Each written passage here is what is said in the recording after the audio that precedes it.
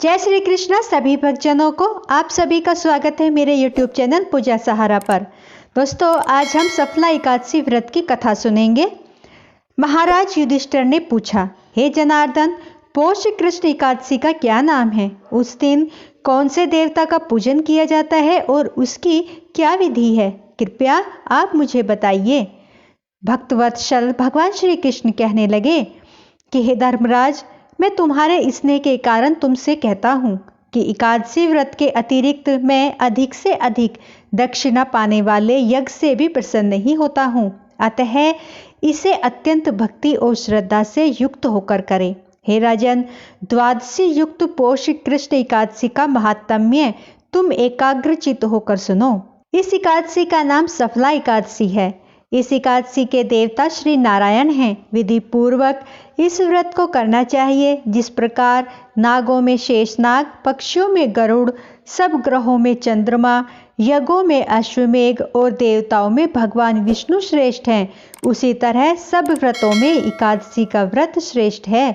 जो मनुष्य सदैव एकादशी का व्रत करते हैं वे मुझे परम प्रिय हैं।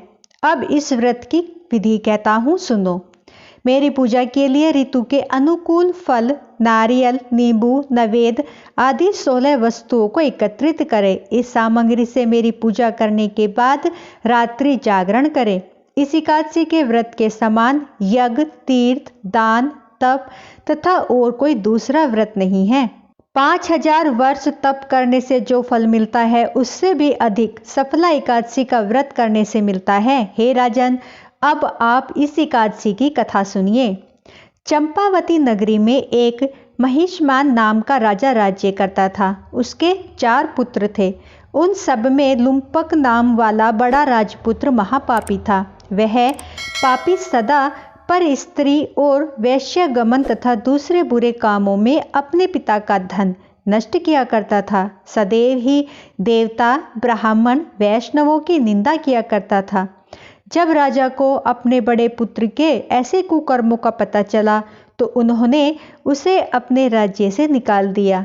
तब वह विचारने लगा कि मैं कहाँ जाऊं, क्या करूं। अंत में उसने सोचा कि चोरी करनी ही ठीक है। उसने चोरी करने का निश्चय किया। दिन में वह वन में रहता और रात्रि में अपने पिता की नगरी में चोरी करता तथा प्रजा को तंग करने और उन्हें मारने का कुकर्म करता। कुछ समय पश्चात सारी नगरी भयभीत हो गई। वह वन में रहकर पशु आदि को मारकर खाने लगा। नागरिक और राज्य के कर्मचारी उसे पकड़ लेते किंतु राजा के भय से छोड़ देते। वन के एक अति प्राचीन विशाल पीपल का वृक्ष था। लोग उसकी भगवान के समान पूजा करने लगे थे। उसी वृक्ष के नीचे वह महापापी लुम्पक रहा करता था। इस वन को लोग देवताओं की क्रीड़ा स्थली मानते थे। कुछ समय पश्चात पौष कृष्ण पक्ष की 10वीं के दिन वह वस्त्रहीन होने के कारण शीत के चलते सारी रात्रि सो नहीं सका। उसके हाथ पैर अकड़ गए।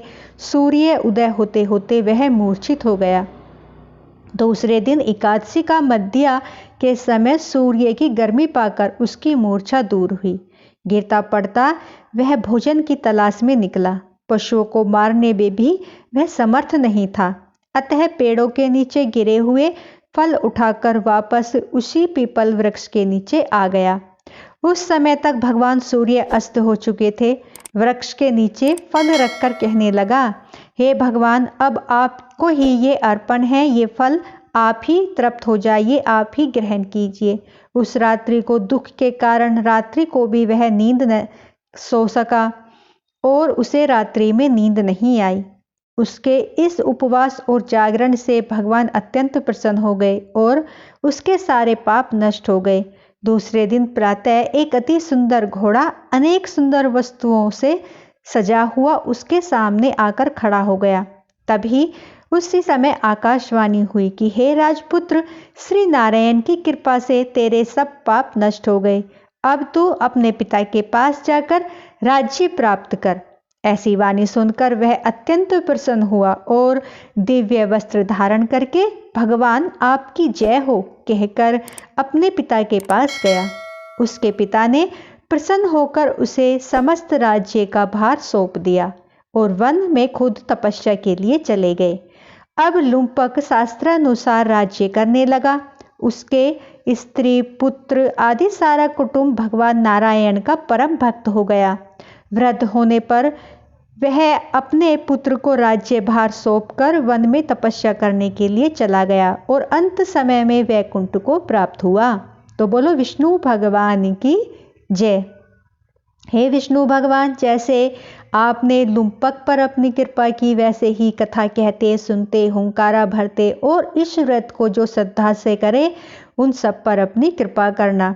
अतः जो मनुष्य इस परम पवित्र सफला एकादशी का व्रत करता है उसे अंत में मुक्ति मिलती है। जो नहीं करते वे पूंछ और सींगों से रहित पशुओं के समान हैं।